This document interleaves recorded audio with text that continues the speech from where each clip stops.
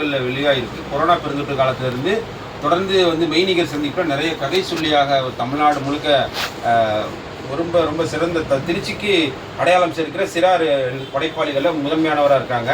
அவங்களுடைய தங்கை சஷ்டிகாவும் பார்த்தீங்கன்னா நானும் சளைத்தவளர்கள் அப்படின்னு ஓவியத்திலையும் சரி அவங்களும் கதையை சொல்லுவதில் எழுதுவதில் இரண்டு பேரையுமே ஒரு சிறார் கதை சொல்லியாக சிறார் படைப்பாளராக ஒரு கலைஞராக மாற்றியிருக்கிறாங்க ஒரு தாய்.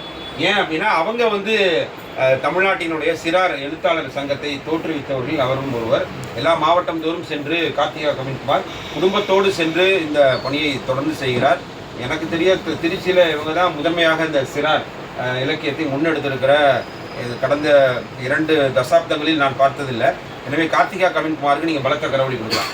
அவங்களே வந்து இந்த சிறார் எழுத்தாளர்லாம் யார், சிறார் எழுத்தாளர் சங்கத்தை அவங்க நிறுவியிருக்கிறாங்க. அவங்க அதை பற்றி ஒரு 5 நிமிடம் சொல்லிவிட்டு இந்த தன்னுடைய படைப்பாளர் தன்னுடைய மகள் நான் சொல்லலை, தான் உருவாக்கிய படைப்பாளரை பற்றியும் அவர்களே அறிமுகம் செய்தால் இன்னும் சிறப்பாக இருக்கும். எனவே அவர்களை அன்போடு நான் உம்மடை கலைக்கிறேன்.